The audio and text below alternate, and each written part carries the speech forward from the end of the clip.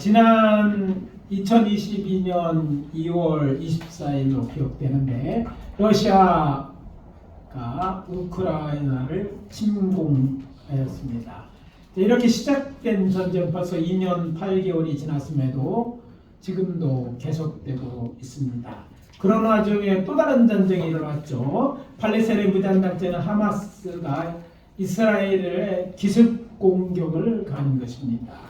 이렇게 시작된 전쟁은 이제 하마스를 후원하는 레바논의 헤즈볼라와 또 그 뒤에 있는 또 이란과 또 이스라엘을 또 지원하는 미국 또 서방 국가들의 개입으로 점차 중동 전쟁으로 확산되고 있습니다. 그런데 지난 주 중에 다 들어서 아시겠지만 새롭게 지진 뉴스에 따르면 북한이 이 전쟁에 북한군 12,000여 명을 파병한 것으로 알려져서 이제 새로운 국면을 맞이하게 되면서 세계 대전으로 번지지 않나 라는 우려가 점점 더 커지고 있습니다. 특히 러시아와 북한과의 군사 동맹에 의한 북한군의 파병으로 우리나라는 우크라이나를 비롯한 우방국들로부터 적극적인 지원을 이제 요구받고 있는 상황입니다. 러시아와의 관계 때문에 우리가 탈북돼서 이렇게 하지 못했는데 이게 이제 그런 문제를 이미 넘어서게 되었어요. 또 걱정되는 것은 이것만이 아닙니다. 만약 우리가 이 애들의 요구를 받아 만약 이제 북한이 파병한 걸 통해서 이제 될 때 우리가 우크라이나에 좀 더 개입하게 된다면 어떤 일이 일어났습니까? 군대까지 파병한 북한이 러시아에게 이제 요구를 할 거 아니에요. 뭐 공짜는 없으니까. 그래서 러시아에게 핵무기나 또 다른 무기와 관련된 선진 기술을 넘겨주게 된다면 이것도 우리 안보에 큰 악영향을 끼칠 수 있기 때문에 참 처신하기도 힘들고 또 우리도 개입할 수 있을 수 있는 그래서 이게 심각한 이제 상황이 벌어지고 있는 것입니다. 이렇게 우리의 처한 문제는 강대국의 침략 전쟁으로 인하여 국가의 존립이 위협받고 있는 유다 백성들을 향한 하나님의 구원과 하나님의 나라가 도래할 것이라는 예언에서 이와 같은 큰 문제로부터 해방에 관한 복된 소식이 감춰져 있음을 알게 됩니다. 따라서 저는 오늘 아침 우리가 봉독한 이사야 43장 1절에서 3절을 핵심 복음으로 천국 복음은 해방의 복음이다 라는 제목으로 예수님이 선포하신 천국 복음 안에 담겨있는 인생의 두 가지 큰 문제로부터의 해방에 대한 말씀을 드리고 하나님의 은혜를 나누도록 하겠습니다. 오늘의 첫 번째 메시지입니다. 천국 복음은 염려와 걱정에서의 해방입니다. 따라해 보십니다. 천국 복음은 염려와 걱정에서의 해방이다. 복음 안에 이런 내용이 담겨져 있다는 것이죠. 오늘 아침 우리가 봉독한 본문인 이사야 43장 1절입니다. 야곱아 너를 창조하신 여호와께서 지금 말씀하시느니라. 이스라엘아 너를 지으시니까 말씀하시느니라. 너는 두려워하지 말라. 사람의 두려움 여러 가지 원인에서 오겠지만 사실 염려와 걱정은 우리에게 두려움을 불러옵니다. 그래서 자꾸 이 모든 염려하는 사람들은요 염려하는 것은 끝나지 아니하고 그런 염려하는 것들이 내 삶에 일어날 것이라는 것을 가정해서 거기로부터 오는 두려움. 사실 염려하는 것 중에 많은 것이 이루어지지 않을 거예요.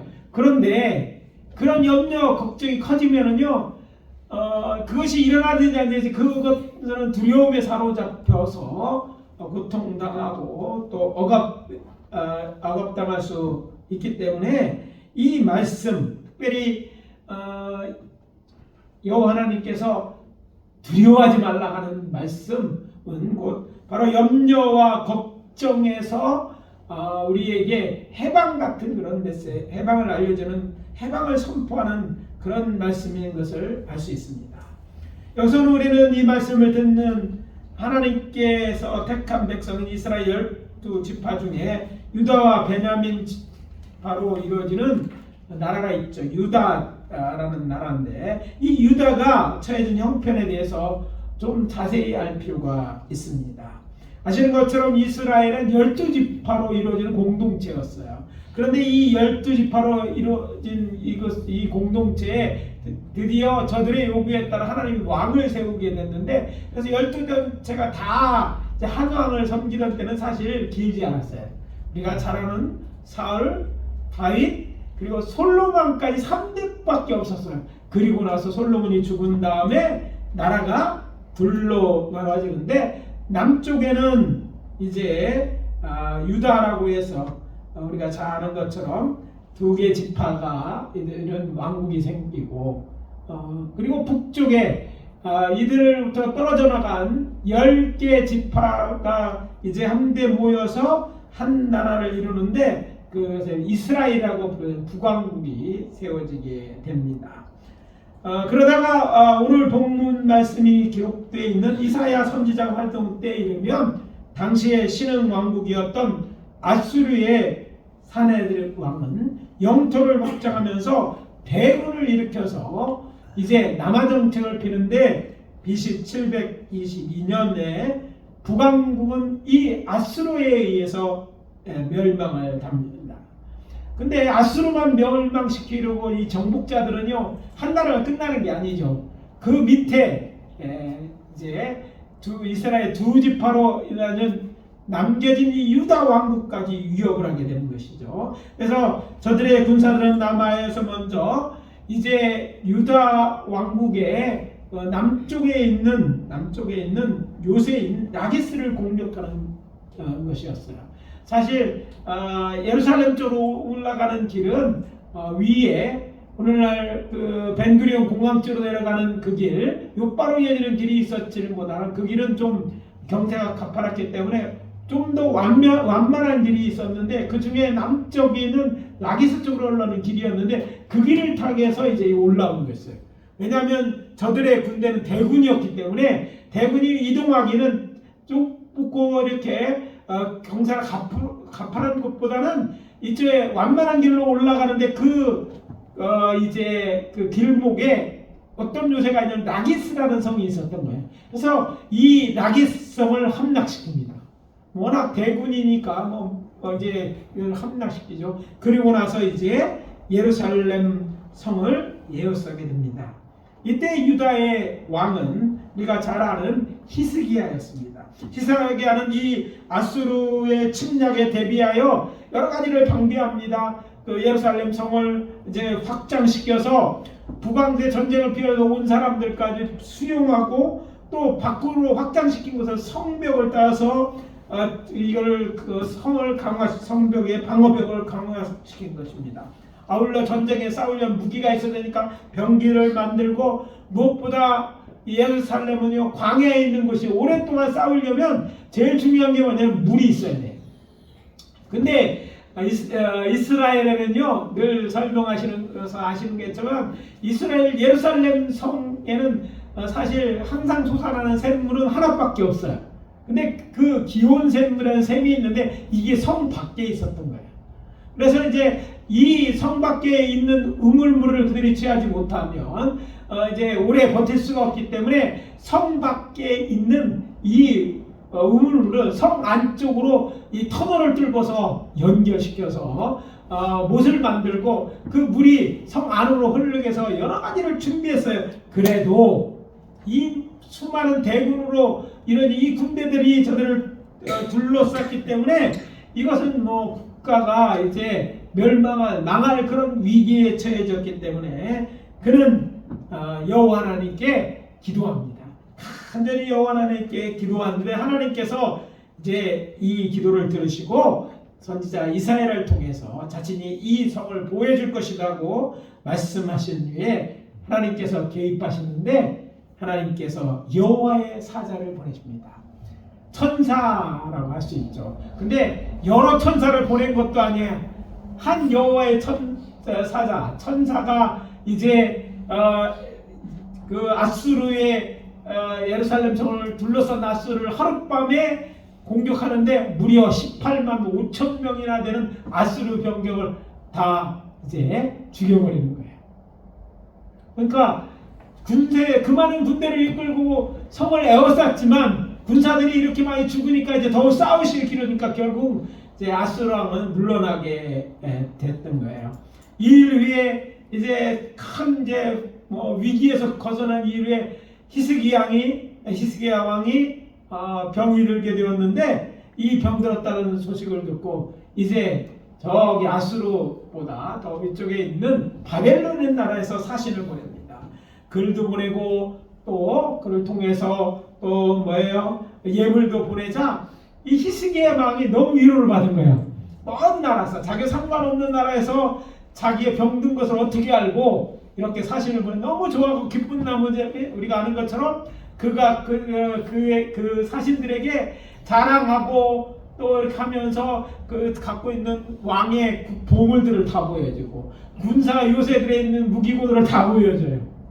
그런데 이 일이 이사야에게 이제 전해지고 또 이사야는 여호와의 말씀을 가지고 그에게 나가서 여호와께서 말씀이 당신이 왕이 행한 일은 잘못된 일이라고 책망하면서 하나님의 말씀을 전합니다. 훗날 당신의 모든 보물이 보여준 그 보물들이 바벨론으로 옮겨져 남을 것이 없을 것이고 또 당신 자손 중에 몇은 바벨론 왕국의 환관이 될 것이라고 이야기하고 백성들은 바벨론으로 포로로 사로잡혀 갈 것이라고 예언합니다. 무슨 얘기예요? 이 내용은요 바로 유다도 망하게 될 것이라는 거예요. 망하게 될 것이라는 거예요. 그리고 이스라엘 너희는 이제 다시 나의 백성이 되는 것이라는 희망적인 메시지를 또 동시에 전해줍니다. 옛적에 예루살렘에 종살이하던 이스라엘 자손을 이끌어 구원하셨던 것처럼 이제 저기 남겨진 남은 자들을 바벨론에서 이 땅에 이제 인도하여서 이끌어내어서 다시 이 땅에 살게 할 것이라는 그런 메시지를 전하게 됩니다. 이어 하나님의 나라가 또 그걸 넘어서서 또 예언하시는데 다시 세워질 날이 있을 거라는 거예요. 자, 이스라엘이 10지파에서 점점 축소돼서 그 나라마다 망하고 남은 자들이 나오고 세운다고 해서 옛날을 생각하면 너무 형편없는 거 아니에요. 근데 하나님께서 이제 새로운 나라, 하나님이 통치하시는 나라를 세우실 것이라고 예언하고 그 구원자, 메시아가 나라는 그 나라는 이제 영원한 나라가 될 것이라고 예언하십니다. 그리고 선지자 이사야를 통해 오실 메시아는 어떤 분인지 말씀하십니다. 이러한 예언대로 오신 메시아가 곧 그리스도 예수이십니다. 우리 그리스도인들은 과거 이스라엘처럼 하나님의 새 언약의 백성인 것입니다.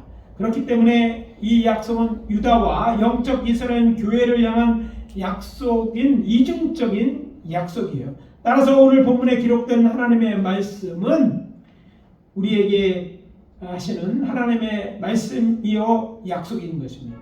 그러므로 여호와는 계속 유다 백성에게 이제 너희는 두려워하지 말라는 말씀은 곧 우리를 향한 우리 하나님의 세운의 백성을 향한 말씀이기도 한 거예요. 어떤 위치에 처해 있는 사람들 정말 다 대국이 우리를 쳐들어와서 정말 전쟁으로 인해서 우리가 죽을 것 걱정과 근심에 놓인 그들을 향해서 주시는 두려워하지 말라고 주신 그 메시지인 거예요.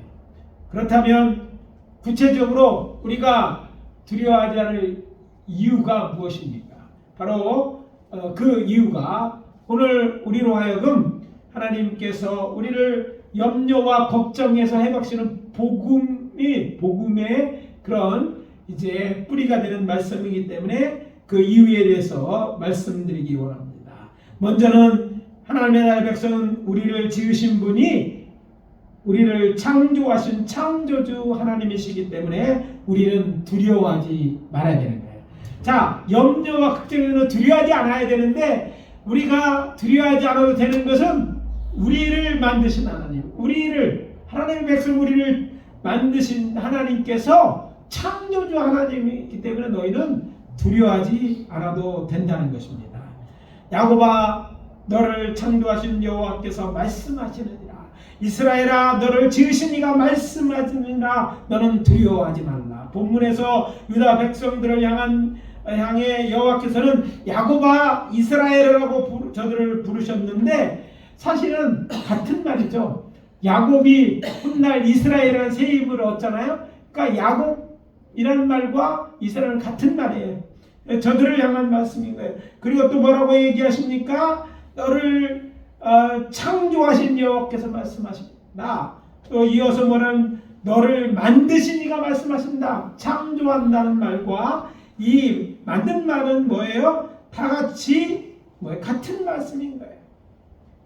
자, 그러니까 두 번 강조해서 내가 너희를 만든 하나님이 하는 말이다 라고 이야기하면서 그 하나님은, 너희 하나님은 어떤 하나님이냐면 너를 창조한 하나님이라는 거예요. 너를 만든 하나님이 그 하나님이시기 때문에 너는 두려워하지 않아야 되는 거예요. 이 말씀 속에 오늘 우리가 이제 들어야 되는 숨겨진 메시지가 있습니다. 창조의 하나님이기 때문에 두려워하지 말라는 이 말씀에 사용된 창조라는 단어, 의미적으로 만든다는 의미는 똑같아요. 그러나 이 두 단어는요, 창조했다고 말하는 것과 만들었다는 말은 다른 동사를 사용하고 있어요. 근데 이 창조하라는 동사가 우리가 주의를 기울여야 돼요. 이 창조한다고 하는 이 동사는 히브리어로 바라라는 동사를 썼는데, 이 바라라는 동사는 하나님만 사용하실 수 있는 동사예요. 사람은 할 수 없어. 근데 하나님이 어떤 일을 할 때, 무에서 유를 창조할 때만 쓰는 단어가 바라예요. 그래서 창세기에 하나님이 우주 만물을 창조할 때 창조하셨다고 하는 말은 이 바라가 사용됐어요. 뭔가서부터 뭔가 새로운 걸 만든 것이 아니라 없는 데서 이것을 만드신 거예요. 근데 놀라운 것은 그 만들 능력을 가지고 오신 분이 창조의 하나님이 이 말씀을 너희 하나님 되기 때문에 너희는 두려워하지 말라. 없는 것을 만드실 수 있어. 근데 없는 것을 만들었는데 우주 만물을 만드셔. 그분은 어떤 분입니까? 능력이 많으신 분이잖아. 그 능력이 많은 하나님이 너희 하나님이니까 너는 두려워하지 마. 내가 염려하는 거, 걱정하는 건 세상들의 일인 거야. 이거는 너희 왜 클지 모르지만 하나님 앞에서 보면 하나님이 보시기에는 너무나 극히 작은 거예요. 그러니까 그 하나님이 너희 하나님일진데 내가 창조의 하나님이니까 너는 두려워하지 말라는 거야. 염려, 걱정하지 말라는 그런 말씀으로 드려야 되는 거예요. 그렇습니다. 이스라엘에게 두려워하지 말라고 하신 말씀은 하나님이 전능하신 하나님이실진데 이 하나님의 약속을 믿고 너희는 두려워하지 말라는 거예요. 그래서 여러분, 그 하나님이 우리의 하나님이었을 때 여러분이 혹시 여러분을 걱정하고 염려되는 문제가 있습니까? 염려만 보지 말고 두려워하는 그런 일에서 이제 그런 일에서 멈추시기를 바랍니다. 여러분이 생각하는 염려, 걱정은요, 마치 뭐 같으면 바람로 부는 큰 풍선과 같아요. 마치 모습이 무서운 모습을 한 풍선과 같아요. 겉으로 보면 크고 두렵게 보이지만 사실은요, 바람 빼면 아무것도 아니야. 그런 큰 풍선, 이게 바람 빠지면요 확 쭈그러들어서 아무것도 아닌 것처럼 하나님께 그런 것들은, 그런 문제들은, 염려하는 것들은 하나님께 문제가 되지 않는 것이다. 그래서 하나님을 믿으니까 하나님이 너의 하나님, 하나님이 너의 염려하는 문제를 해결해 줄 거니까 너는 염려하지 말고 걱정하지 말라는 거야. 그것들 때문에 두려워하지 말라는 이 말씀을 우리가 말씀으로 우리가 알아들었고, 그렇게 우리가 이제 살아갈 때 이런 것들에 매여 있지 않고 살아갈 수 있는 것입니다. 여호와 하나님은 말씀하십니다. 나는 여호와라.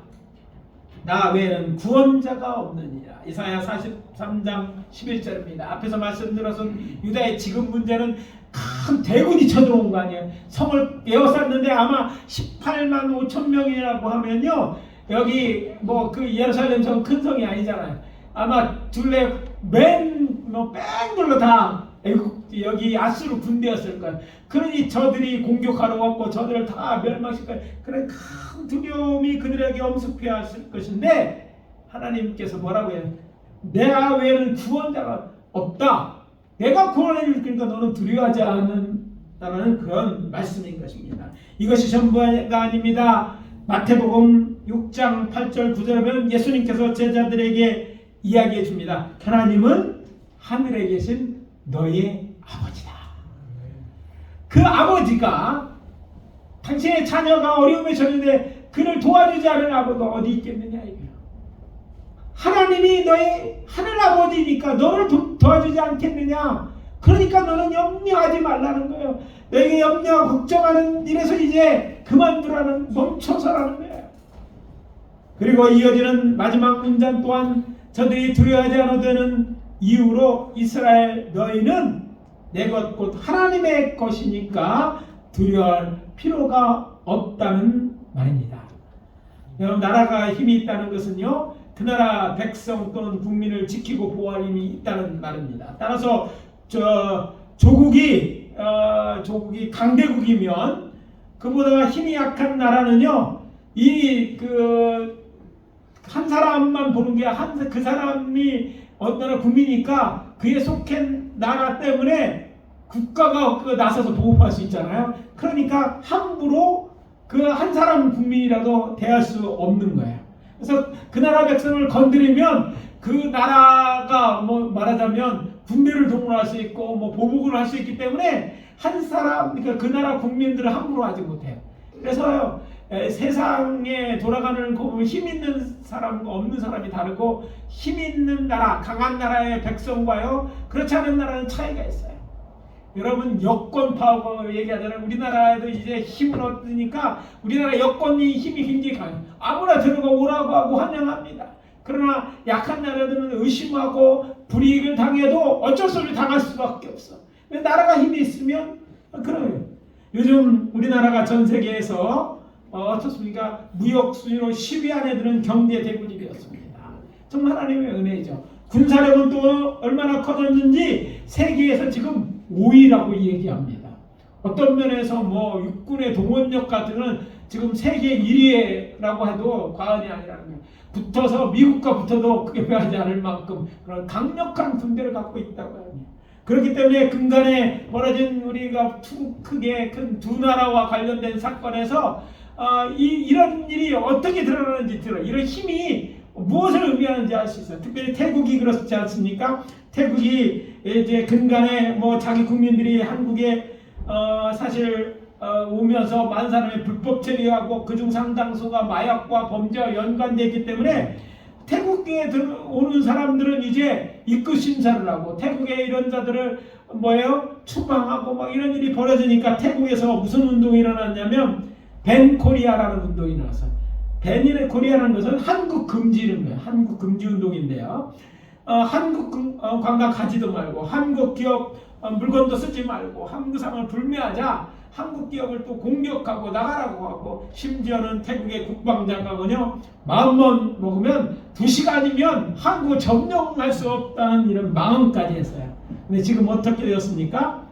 태국에서 한국 기업이 이제 뭐 한국 물건을 안 사고 기업 막 이렇게 어렵게 하니까 한국 기업이 철수를 하게 됐어요. 그랬더니 철수하고 태국의 관광객도 안 올 뿐 아니라 그렇게 하니까 태국으로 관광도 안 가는 거야. 근데 태국의 수입의 20% 관광 수입이었는데 한국 관광객이 안 가고 한국 기업들이 떠나고 하니까 태국 경제가 지금 말이 아닙니다.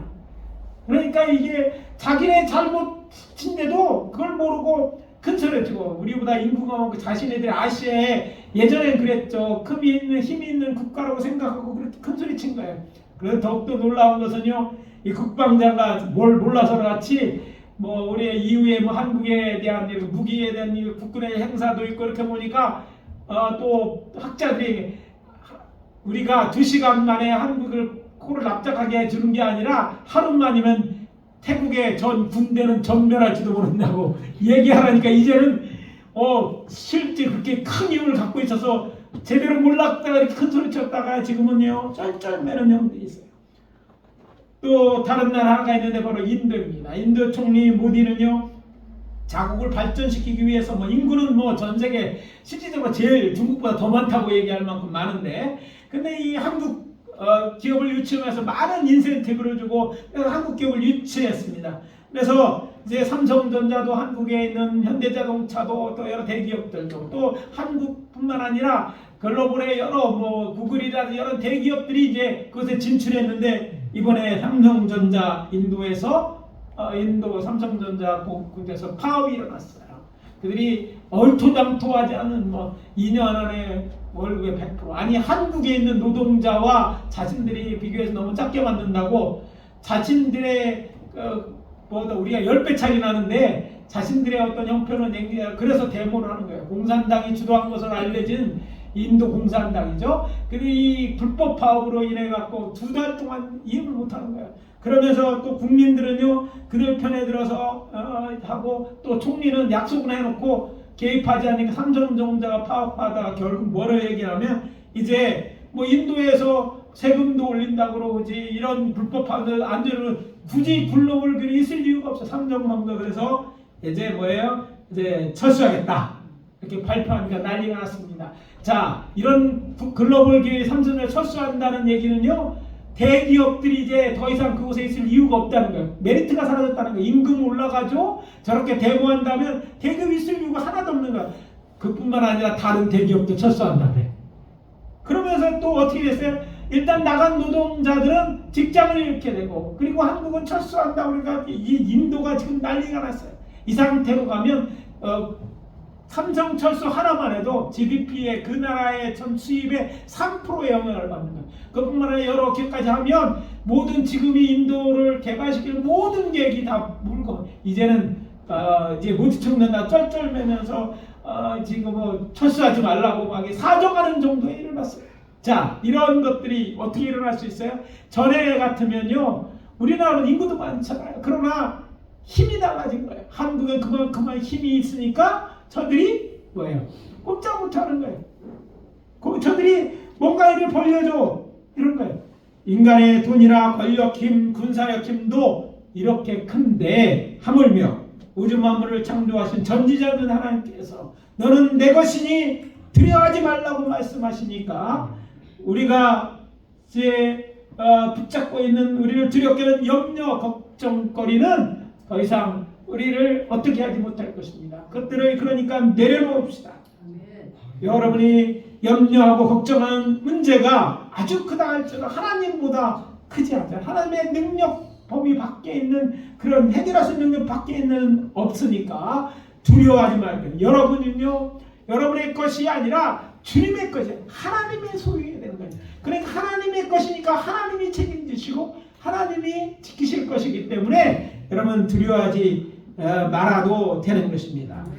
우리 주께서 우리의 주인이시고 왕이시니 그의 백성이며 하나님의 자녀된 우리는 전능하신 하나님께 기도함으로 우리가 염려하고 걱정하는 모든 것을 주께 맡기고 자유를 누리시기 바랍니다. 그리고 이 문제가 있다면 그런 문제들 하나님이 있을 때 문제가 있다면 우리가 해야 되는 일은요 아버지 하나님께 우리의 주인 되신 하나님께 이야기하는 거예요. 기도하는 것입니다. 그러면 하나님께서 우리에게 은혜를 베풀어 주실 수 있습니다. 줄 믿습니다. 천국 복은 이렇게 염려와 걱정에서 우리를 해방시키는 해방의 복음입니다. 둘째 우리에게 주시는 메시지는 천국 복음은 죄에서의 해방입니다.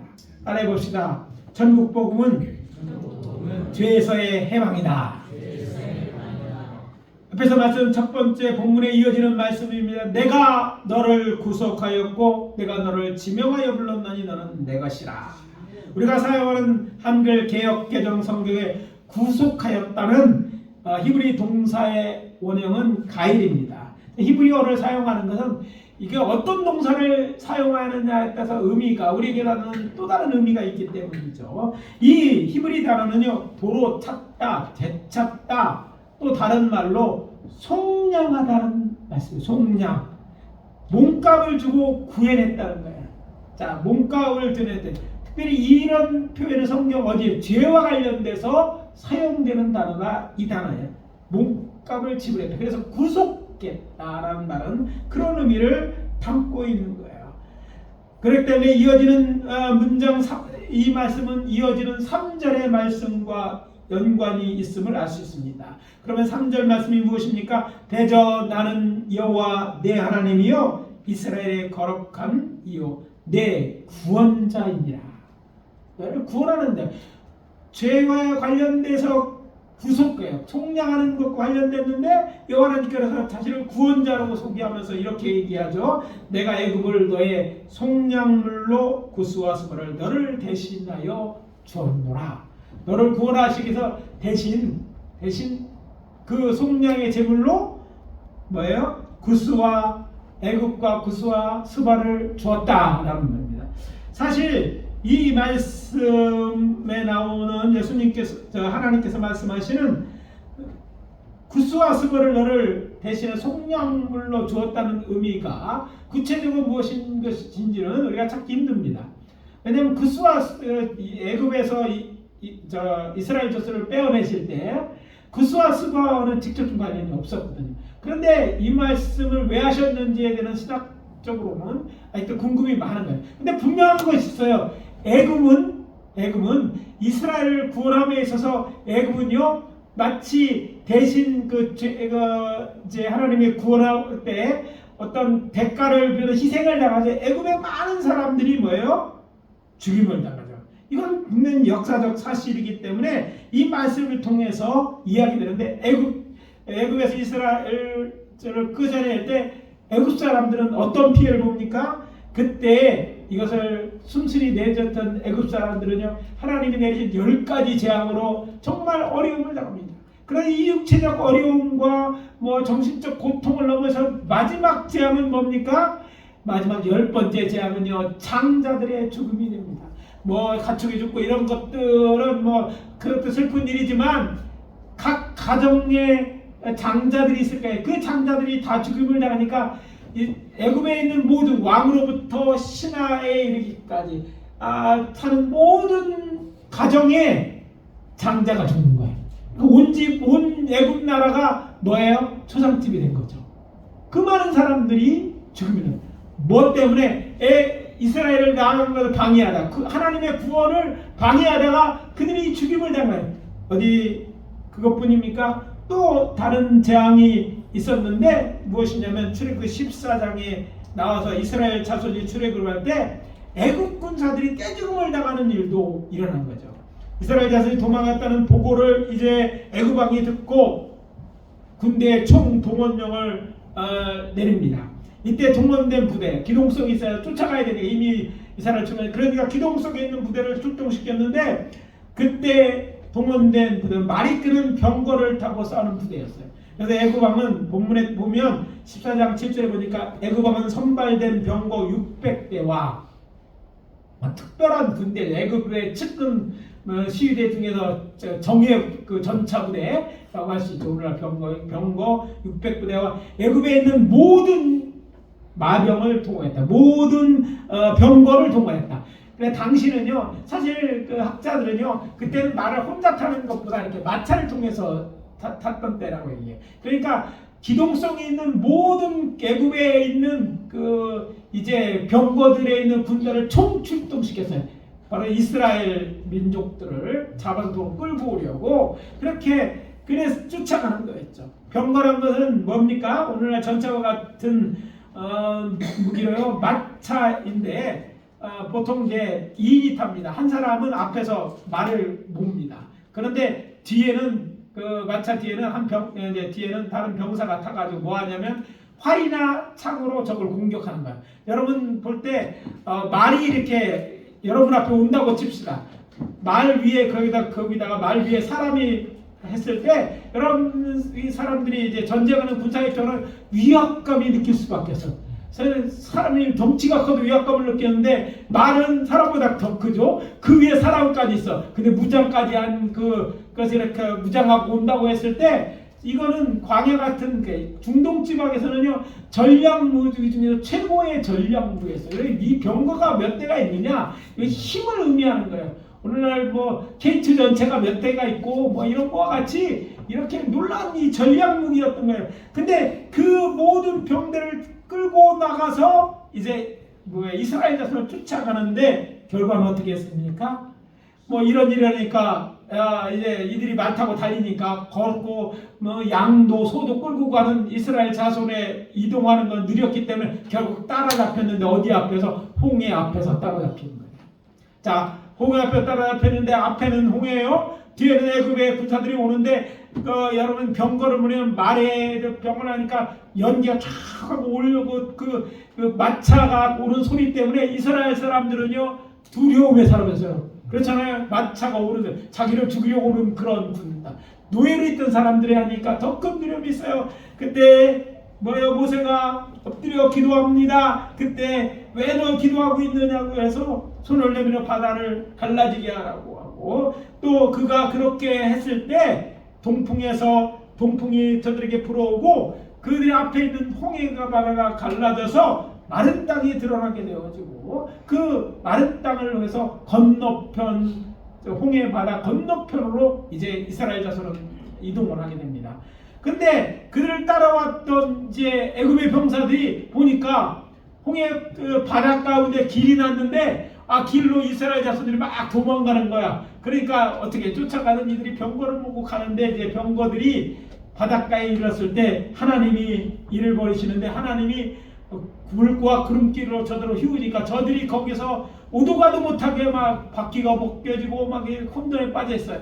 그러는 사이에 이제 이스라엘 자손은 다 홍해 밖으로 바닷가에서 이제 육지로 올라가게 되어지고 그 물이 다시 합해짐으로 인해서 그 많은 애굽의 병거들과 그 마병들과 그리고 그 병사들이 다 물에 수장되는 일이 있어요. 자, 이 얼마나 많은 사람들이 죽였어요. 저들이 이스라엘의 구원을 얻을 때 그때 이 많은 애굽 사람들이 희생제물로 죽은 것처럼 그들이 죄를 삭하기 위한 제물로 죽은 것처럼 그런 일이 일어나게 될 것이라고 지금 이야기하는 거예요. 그러면서 이스라엘 자손을 애굽에서 구원하신 여호와께서 저들을 시내가 이끌어들여서 뭘 합니까? 저들을 다 이끌어내면서 저들과 하나님은요 저들과 새 언약을 세우는데 어떤 내가 너희들은 내 나라의 백성이 되고 나는 너희들의 하나님이 되겠다고 그런 언약을 하는 거예요. 그런 내용이 이제 모세를 통해서 하신 말씀이 출애굽기 19장 5절 6절에 있습니다. 하나님이 말씀하시는 너희가 내 말을 잘 듣고 내 언약을 지키면 너희는 모든 민족 중에서 내 소유가 되겠고 너희가 내게 대하여 제사장 나라가 되며 거룩한 백성이 되리라. 하나님의 거룩한 백성으로 저들을 초청하십니다. 자, 하나님의 거룩한 백성.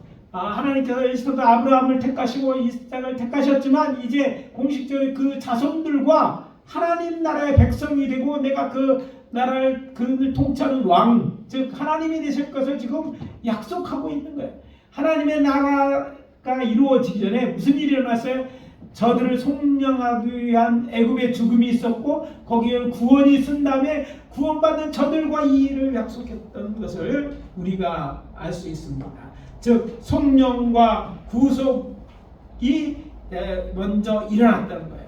그리고 이 본문에 보니까 내가 너를 저들을 건져냈다는 말을 너를 구원했다는 다른 돈을 쓰지 않고 속량했다, 돈 주고 샀다는 구속했다는 말을 쓰고 있는 거예요. 그것도 구속하였고 과거 시제로 이미 끝난 걸로.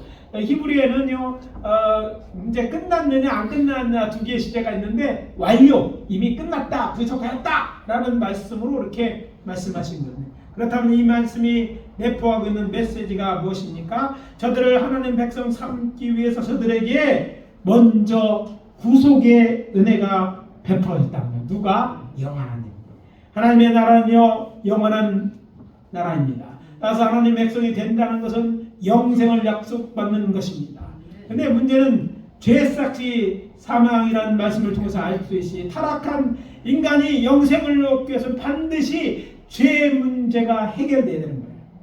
그런데 어떻습니까? 모든 사람이 죄를 지었으므로 그 누구도 죄 문제를 해결할 수 없는 것이 인간의 문제인 거예요.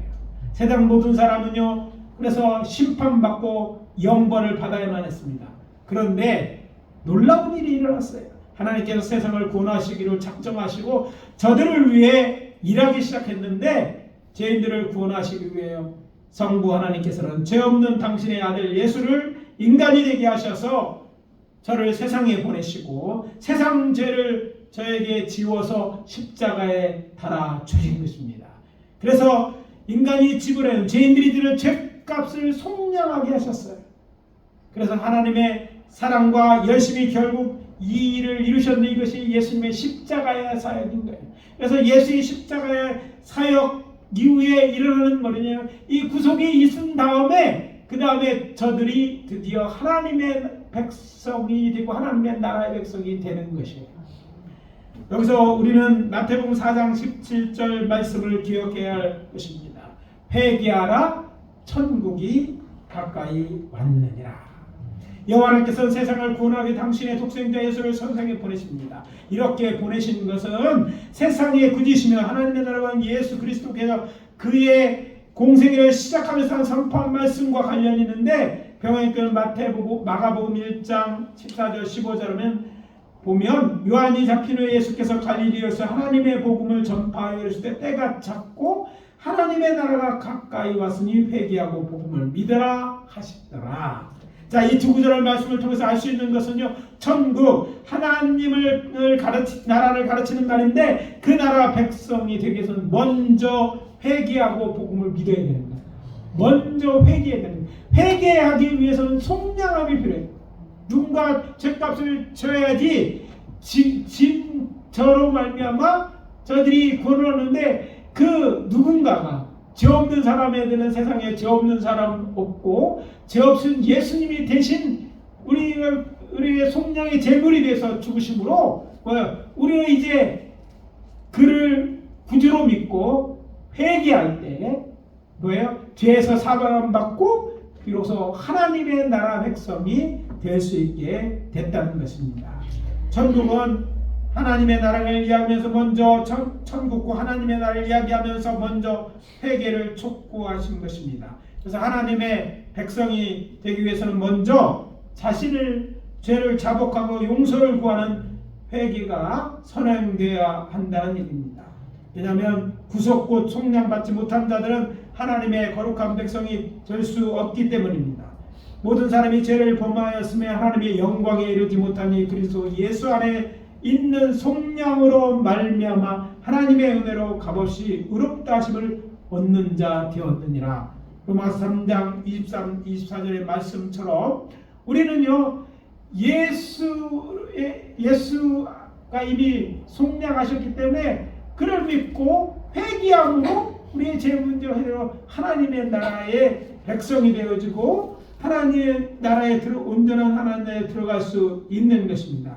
따라서 천국 복음을 전하는 것은 하나님의 백성으로서의 초대이며 이는 곧 타락한 인류의 가장 큰 문제인 죄와 또 그 죄의 결과인 사망으로부터 해방하는 것으로 우리를 촉청하신 것과 같습니다. 그래서 우리 복음을 전할 때 저들이 하나님의 나라를 듣는데 그냥 되는 게 회개하면 되는데 복음을 전할 이 천국 복음은 이 회개를 포함하고 있어요. 회개함으로 하나님의 백성이 되는 이것들이 있기 때문에 죄 문제가 해결되는 거예요. 그래서 말씀드립니다. 우리는요 이 천국 복음이 전파됨으로 우리의 죄와 사망에서 즉 죄로 인한 문제로부터 해방된 자들임을 기억하시길 바랍니다. 오늘 우리가 살아가면서 우리가 물론 그 하나님의 나라의 백성이 되었음에도 불구하고 때로는 실패하고 때로는 욕심 때문에 또 죄를 짓기도 하지만 우리는요 하나님의 백성이 되었고 이미 지금 예수 안에서 온전 시심을 얻었기 때문에 온전히 시심 받은 사람들은 이제 발만 씻기면 된다는 것처럼 우리 그런 죄들은요 다시 회개하면 돼요. 회개하면 이미 용서기로 작정하시고 하나님의 백성들에게 하나님의 자녀이기 때문에 저들의 허물과 용서해 준 거예요. 그래서 우리는요 죄로부터 해방된 사람이라는 것을 기억하고 죄에서 떠난 삶을 살고 그 은혜를 잊지 말아야 될 줄 압니다. 우리가 하나님의 나라의 백성이 된다는 이런 큰 은혜가 있었기에 가능한 것이에요. 그래서 천국 복음은요 우리의 죄와 그 결과 사망으로부터 해방시키는 첫 해방의 복음이라는 사실을 믿어야 될 줄 압니다. 말씀 마무리합니다. 우리의 죄를 회개하고 예수 그리스도를 우리의 구주이심을 믿어 하나님의 백성이 되십시오. 이것은 큰 축복인 거예요. 하나님의 백성이 되었습니까? 그렇다면 천지를 창조하신 하나님의 약속을 믿고 우리가 그분의 것임을 믿고 두려워하지 말고 여러분이 염려하고 걱정하는 모든 것을 주님께 맡기고 자유를 누리십시오. 또한 우리가 지은 죄가 있다면 회개함으로 온전한 구원을 이루어 죄와 죄의 결과부터 영원한 자유를 누리시는 온전한 하나님의 이를 때까지 우리의 믿음을 지키고 다 영원히 한 그 나라에 함께 사는 우리 교회에서 이런 만남 끝나는 것이 아니라 영원한 하나님의 같이 하나님과 살아가는 저와 여러분 되어 주시기를 예수 그리스도의 이름으로 축복합니다. 축복합니다. 같이 기도합니다. 하나님 주여와 사랑을 감사합니다.